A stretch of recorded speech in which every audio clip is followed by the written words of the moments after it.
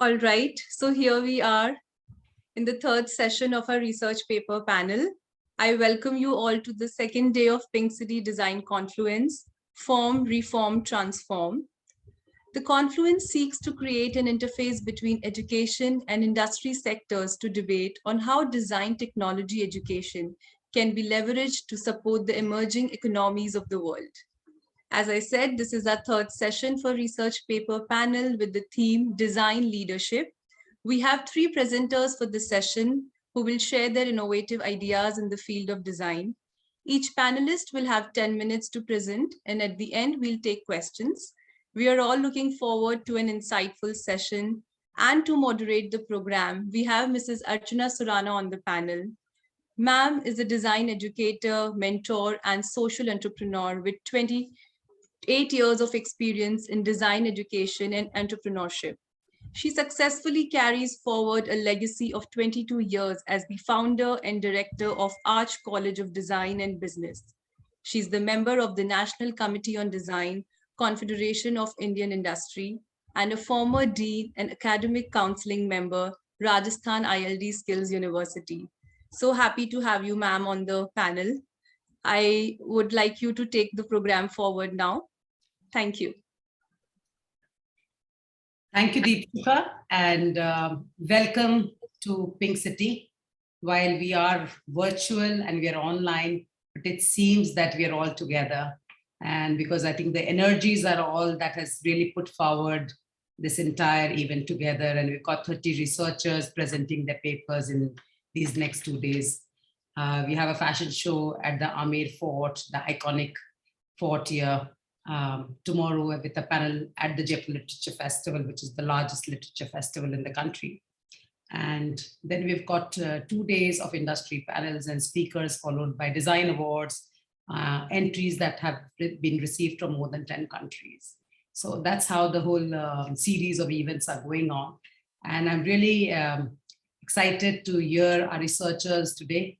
We have Eduardo from, I'd say China here, and Professor Arindam Das from India, and then we have Greeshmika. So she also happens to somewhere be in India, or are you abroad? Yeah, India. Okay, so I'm going to let you know about our researchers. So we're going to start first with Eduardo, and Eduardo is an associate professor of practice in industrial design at the Xi'an Jiaotong-Liverpool Liverpool University. That's quite a tongue twister for me, huh? And Suzhou is where he is right now. And he was former chief industrial designer for Changhong Electric based in Chengdu. Yeah. So please forgive me for my wrong pronunciation and not very familiar with Chinese words, but his research paper today is on design business integration in large organizations. So here we start with your time first. So please go ahead. Thank you very much for the introduction. It's a pleasure to be here. Let me please share my screen.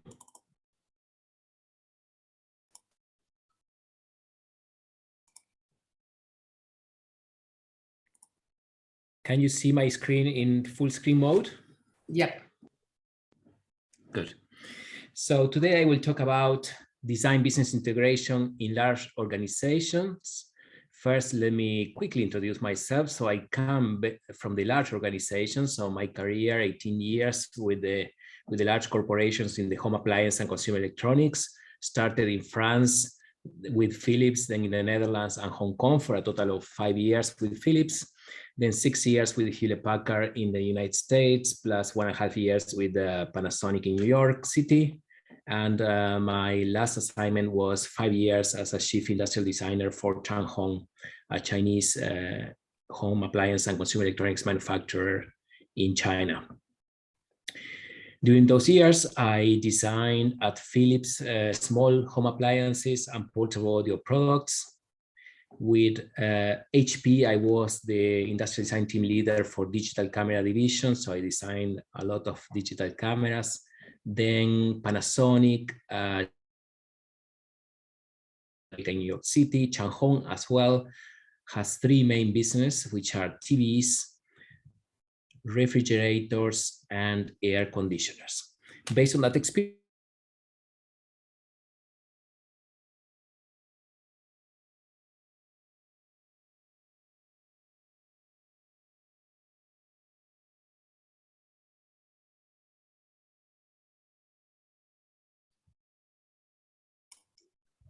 I think I was cut, but I'm back there.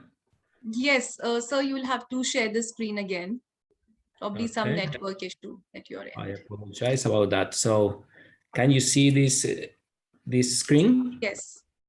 Where you missed me? Here at this point?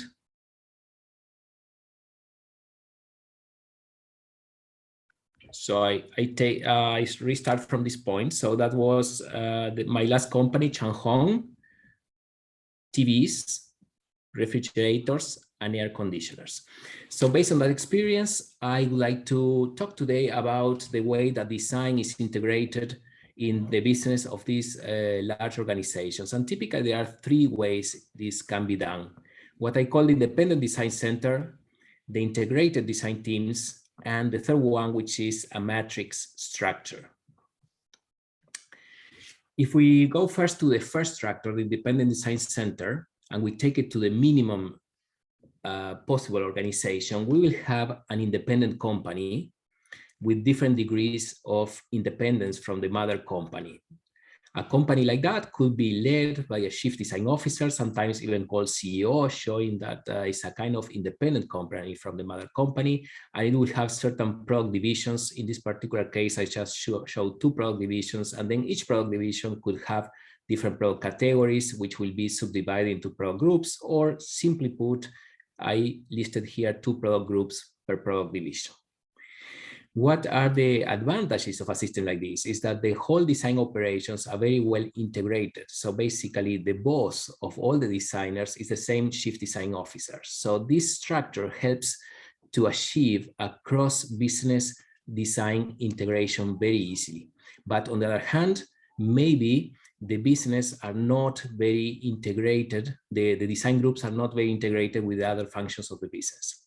Let me quickly reverse this and put it horizontally. And then let's take a normal organization, a normal company like HP, Philips. Typically, they will have a CEO, which leads the company, and the company will have certain business units. I just listed here as a quick example 4 business units. And now let's imagine for a moment that we lend our team of designers to each business unit. And let's also imagine that we cut our relationship to the chief design officer and the product managers. And let's even go further and think that these chief design officer and product managers kind of disappear. So what you have here is a design group, we can call it design, which is integrated into each business unit, in the same way as other functions in the company are integrated to a business unit, like engineering, marketing, finance, etc. So what happens here is that the boss of the design team here is not anymore the chief design officer, but are the leaders of the business unit and ultimately the CEO of the company. So each business unit with their different functions are all on the same line of reporting. What happens here then is that in this structure, it's easier to integrate your design team to the business, to other functions, to engineering, marketing. But on the other hand, maybe there is not such a good communication between a design team in a particular business unit with the design teams in the other business units. So this makes it a little more difficult to achieve cross-company design consistency, because you may not even know your colleagues in the other divisions. So the first structure I show is more common maybe in Europe, in Japan, in China as well. 3 of the companies I work for are organized in that way. Philips, we have a kind of independent company called Philips Design. Panasonic, also in Japan, organized in that way, and Changhong in China, organized in that way. The typical American model is more like this way. Panasonic was, HP, was organized in this way. So we have the digital imaging business unit, which was very independent, I would say, from the computer division or the printer division. I barely knew my design colleagues in the other divisions. So if you have a structure like that, typical of the more American system, it's very important to keep alive these functions here, because through initiatives, these people can ensure that there is consistency among the business units in terms of design. Although the designers will not report to them, they don't have decision power on the designers, they can initiate certain initiatives to make sure that there is consistency among the design of the different business units. And this leads me to the last structure, which is a kind of combination of the two. Now imagine that we keep the relationship of each design group to the chief design officer and their teams. So then we have a matrix structure where each design team will report to their business unit vertically here. And at the same time, each design team will report to the chief design officer in this horizontal way here. This is the most difficult structure for designers to navigate. It can be very confusing because you have two bosses basically. So ultimately, the people from the business unit is your boss, but you also report to ultimately to the chief design officer. So there may be some conflict of interest. It may be a little more complicated, but I believe that well done is you get the best of both worlds. So you can have a good integration of design with the business. That means you will learn as a young designer a lot about engineering, a lot about marketing. And at the same time, you can ensure design consistency across different divisions in the company because these people will ensure that.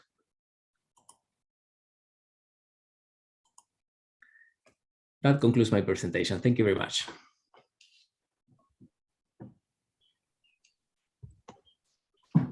Oh, that was quite sharp and fast. So thank you so much. That really brings some new insights into the business world of design. And now we have Professor Arindam Das. He's the campus director of the National Institute of Fashion Technology and has also served as campus director for NIFT Delhi, Gandhinagar, and also as campus director for some time at NIFT Bhopal. He has been into apparels and fashion education for almost 30 years now. So with a vast experience in terms of serving various institutions in various capacities. So here we have Professor Arindam Das from Shillong, huh? Left Shillong right now. Am I right? Yeah, thank you so much. Absolutely. So to start with, anybody who hasn't visited Shillong, you must do. It's a fabulous place, fabulous food and great street fashion. It's a wonderful street fashion. Okay, I'll try to share my presentation now.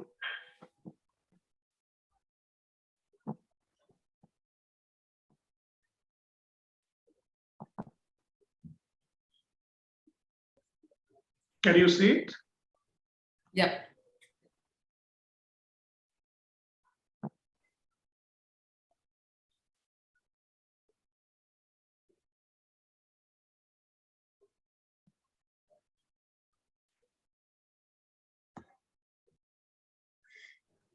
Okay, we are ready to go. Yeah, good afternoon. This is the research I've done in terms of relatively difficult subjects in the sense that we are looking at creativity, which hasn't been defined fully or conclusive till now. And we are looking at the assessment of creativity. So one of the objectives of this research was to find how clear and objective we can be when we assess creative outcomes. So we know creativity is all around us, it is still inclusive. There is a degree of novelty in anything we design as creative. However, there are two important aspects. That one, it has, sorry.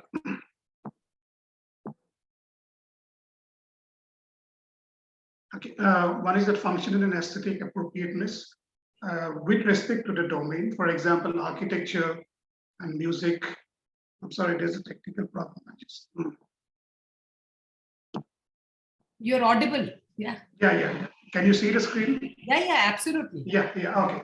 Now, the research also looked at linking or the linkages of creativity, innovation of design, which we generate new ideas, we implement them, and the outcomes are mostly multidisciplinary and collaborative.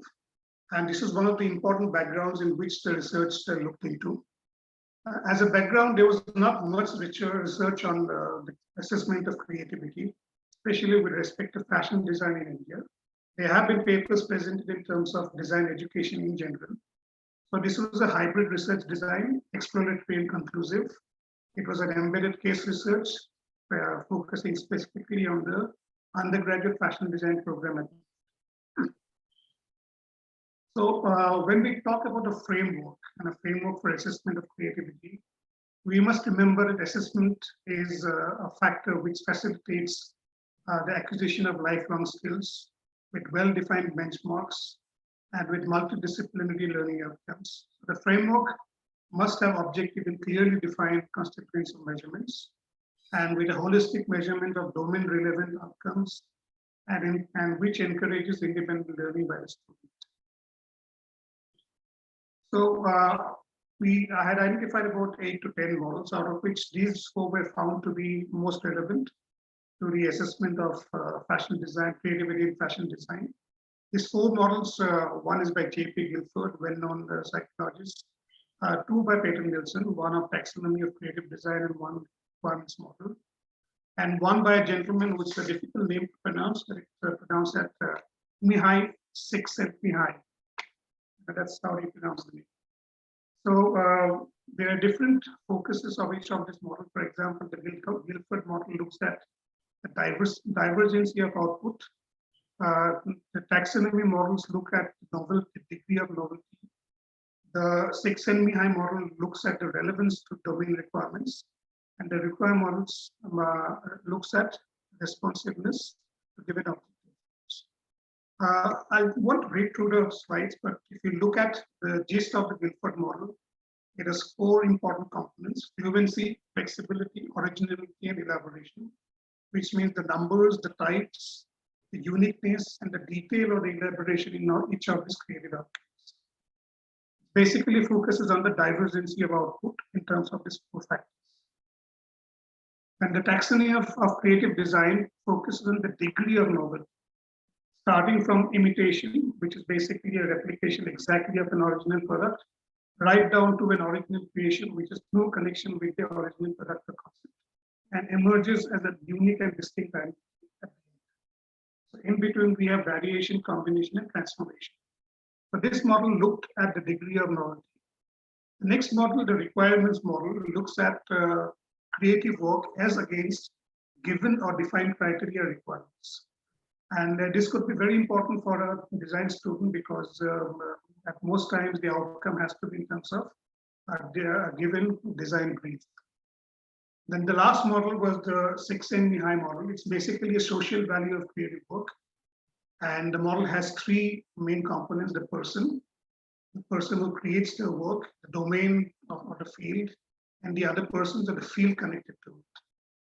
So based on these, I did a statistical analysis of jury observations, also qualitative observations.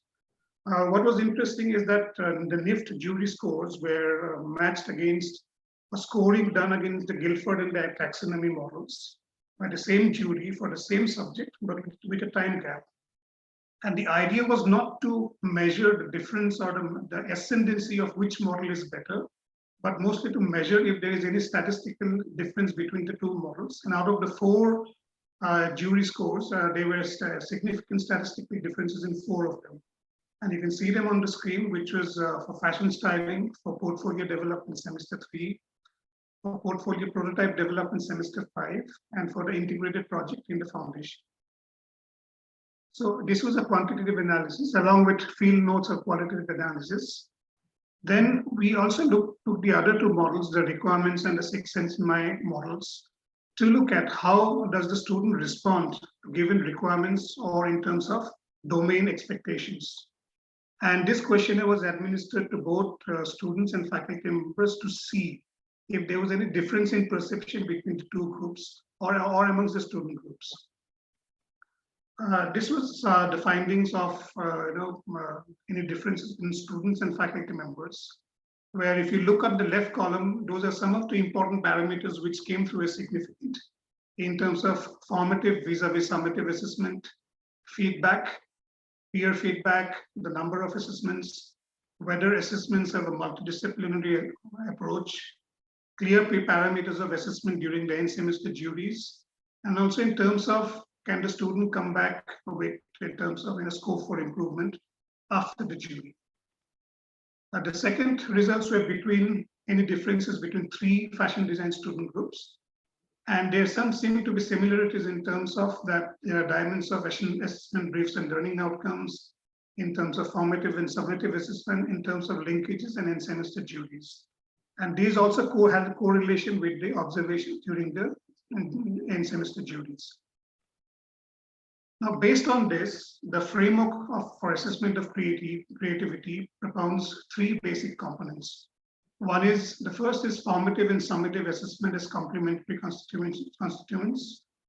Then the second is distinct description and linkages to learning outcomes. And thirdly, and very, very important, what we call marking descriptors and scoring matrices, so that there is no ambiguity or minimum of ambiguity in scoring a student on a given scale of marks. So the first, the linkage between formative and summative assessment looks at key elements such as maintaining a logbook, discussion of logbook outcomes, very, very important, which perhaps we don't do very often, peer feedback process, and also provide exemplars of best works to the student as reference points, and also tracking the student's degree of improvement as he moves up the learning pathway. So this was the first component. The second component was descriptions of learning outcomes. I'll go slightly more detail into that. Now, when we looked at the jury, we found that there was about 70 generic evaluation parameters for 15 core FDs of the fashion design subjects. Now, these were analyzed and clubbed together into 16 consolidated evaluation parameters. And very interestingly, it was found that all of these could be fitted into 4 types of activities that involve the student outcome. The first was in terms of product development. The second, which a student does, is in terms of visual representation and communication of the creative works or the findings. The third important parameter in the assessment of creativity is that how competently has the student addressed technical requirements. And very, very important for any kind of creative outcome, what has been the extent of the exploration of alternatives and problem solving. So from 70 generic parameters, it clubbed to 16 parameters and further categorized into these 4 divisions. The next chart will show you that the 16 parameters, how they can be clubbed together. For example, if we look at the first, there's an evaluation parameter of systematic process of concept and design development. So if you look at the bottom, this relates to an activity related to product development, to demonstration of technical competency, and exploration of alternatives and problem solving. For example, if we look at just presentation skills here, we see that it's a B, which means a visual presentation and communication.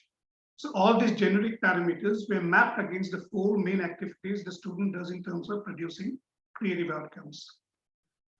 From this, then we moved on to marking descriptors or scoring matrices in terms of the degree of novelty, the utility of the output, and very, very importantly, aesthetics parameters. And these were the marking descriptors with relative weightages, with variation scoring 1 to 10, combination, transformation, original creation. And if you look in the paper submitted, there are details of how to move across this continuum, scoring continuum. So we have 40% weightage for degree of novelty, 40% for utility of output, and 20% for weightage. And each of these, for example, domain and functional relevance and contextual fit, again has clear description of gradations from 1 to 20. So if we put all this together, from the 16 generic parameters, the framework finally suggests 11 main parameters of assessment of creative work. And again, it is linked to the category of activity. For example, if you look at documentation of work process, It is basically refers to B, which is presentation and communication, and D, which is the extent of exploration. So if each of these evaluation parameters are mapped against the category, and then there is provision for assigning scores in terms of the scoring matrices, which are defined by degree of novelty, utility of output, or anesthetics. So finally, this is an exemplar. We took different subjects from the module. Say, for example, we have fashion design and illustration. And in terms of design and presentation, we look at the generic parameter 8. If we go back, you can see that that's the 8 here, systematic process of concept development. So we map each of the, and the point is that there has been no change in the given jury parameters. There's been no suggestion in some of the jury parameters because these are given, this is part of a standard or established framework. So taking those jury parameters are now mapped in terms of this assessment of creativity as per the framework. So this is an exemplar of how we map different subjects and the associated evaluation parameters. And this is only a case study in terms of UG program fashion design at a particular institute, NIFT. It does not look at higher education generally, but focuses on core subjects for a particular fashion design program. And I hope that this research is taken forward by other research scholars and in terms of developing it further. Thank you so much.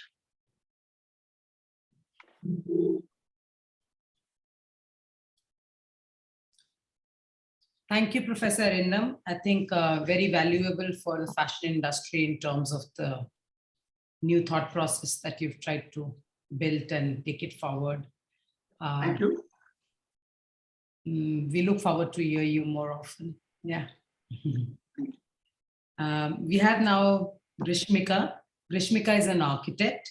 Currently, she's involved in a student exchange program on intergenerational and intercultural learning for the research title Epistemology of Dwellings with the Leuphana University of Luneburg. Her topic is role of architects in projects involving EPC contracts. Good morning, everyone. Good afternoon, everyone. So, could you please share the screen?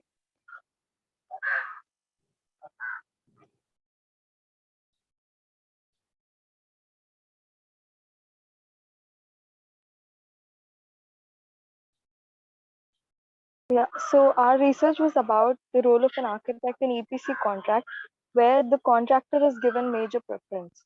So through the research, we wanted to understand what is the role of architect and what are the repercussions of EPC contracts on architecture as a profession and how to make it favorable in the future for architects. So the purpose is to understand the workflow of the EPC contract and also the responsibilities of the architect, like I mentioned before. Next slide, please. So coming to the definition of EPC contract, it stands for engineering, procurement, and construction. So it is a form of contracting agreement in the construction industry. So most of the construction projects are done in this model. So from design, procurement, construction to commissioning and handing over the project. So the next slide is about the importance. So the most desired way for owner to procure major projects is through contractors because they take care of everything, but there is a degree of certainty for EPC contract and that has to be ensured. So the method has been so popular that the conditions of contract were laid in the silver book for EPC and turnkey contracts. And here the slide on difference between the EPC contracts and turnkey contracts. The next slide, please. Is laid out because these are the two major contracts which are procured through clients in the industry. So here, to cut it short, I would say EPC is more like from this beginning to the end, it's given to the contractor, but in the turnkey projects, it is given to other third parties as well. So coming to the scope and limitations of the research, EPC contracts are studied only through the lens of a newly graduated architect, because it is challenging for them to begin the profession at that level, and given that they are not given much importance in such projects. So this is where the role of design leadership is brought out, because the architect has to coordinate with the contractor in such a way. So the features include the single point of responsibility, milestone basis progress, fixed payment terms, high degree of risk, and fixed payment terms. Coming to the incentives, the percentage of amount to be deducted might be due to the delay on the part of the contractor, and bonus may be paid if the work is completed much before, and the contractor shall have construction defects. So there's a minimum of 5 years period for the from the day of completion of the project. So this is what is done generally. Coming to the role and responsibilities of architects and the future amendments required. So for a government or a private project, it would be the same. The role of the architect would be as important as any other professional involved in the project. So but in EPC contract, it takes place between the architect and the the client and the architect, instead of that between a contractor and the client. So the architect would be responsible for design, procurement, construction, and commissioning. So this is the important. And coming to the research framework, we have laid down our aim, and the objectives were stated clearly. Then our methodology involved some Google forms and questionnaires, and interviews with experts, and also secondary sources like NITI Aayog document, the Government of India, GCC, General Conditions of Contract, Volume 1, and other research paper. And also we have done some case studies, primary case studies of real life projects like the LNT, and from this we arrived at the data analysis and the result, where the role of the architect in EPC contract is determined, and also the system level changes required so that the profession would be benefited as a whole. So coming to steps and workflow of the contract, so the steps involve pre-contracting activities, implementation, measurement, and verification, and that's the end of the project. And in the workflow, we start with the client requirement, and it proceeds to the pre-project level. Then the design is given, based on which the simulation production takes place. Then the workshop adjustment and the production, site installation, and activation, finally leading to the training. Next slide, please. So this is the schematic diagram showing the same. Next. So to jot down the responsibilities further at every level of construction, so this is the flowchart made.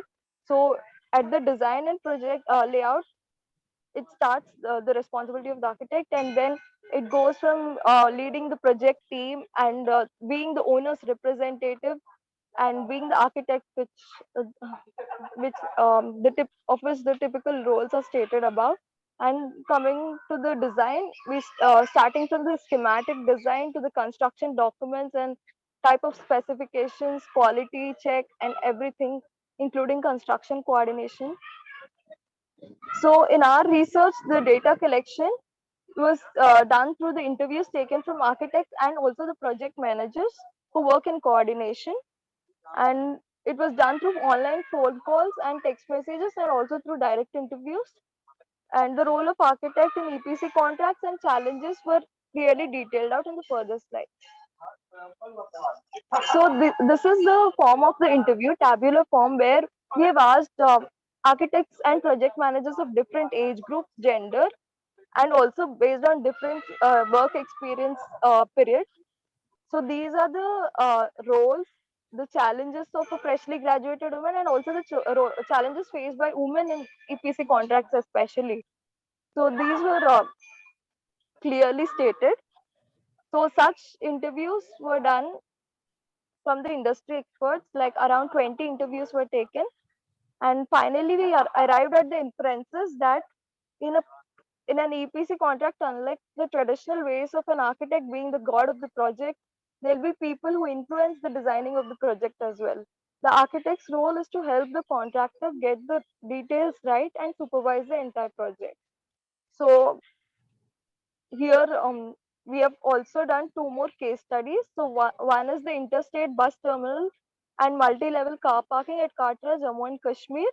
So this is a turnkey basis project where the architect shall only design under the guidance and supervision of the EPC contractor. And coming to the analysis, these are the roles of the architect and the challenges faced, where uh, the architect had to give all the drawings in detail so that there are no accuracies, but and he also has to listen to the contractor because he would be paid on his performance. So for the Gandhinagar railway station, which is the second case study, where there was a redevelopment of 300 rooms hotel building above a railway station, it was also similar. The analysis showed that all the required drawings and also the execution works were under the control of the contractor, and the architect had to put more efforts. And because here again, everything is handed over to the contractor and the architect gets paid based on his performance. So what we could infer is that in about the role of the freshly graduated architect in EPC contract is that it, his or her role is limited to office, and then the design and coordination with other colleagues, making specifications, calling tenders, and submitting the project in time is what a freshly graduated architect does. And coming to the responsibilities of an architect who has worked for long, he has to ensure that the details are to such an extent that there's no inaccuracy or nothing is missed out, and he has to also coordinate with the entire design team and also the contractor, and he should ensure that the contractor meets the rules and schemes, because many a times contractors uh, don't listen to the architects because everything is under their control. Next slide. We also looked at the challenges faced, where the EPC contracts are diverse based on the nature and scale, and architects have to adapt to the real life situations with which can be learned from practice over the years. And it is equally important that he gives and respects any other stakeholder in the project, and he should adapt to accepting ideas and exchanging information with other consultants. Next slide.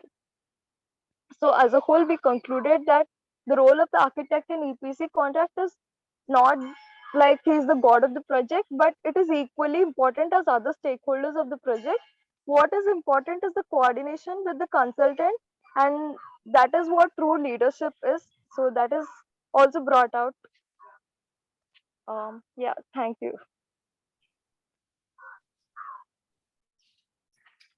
Thank you, Greeshmika.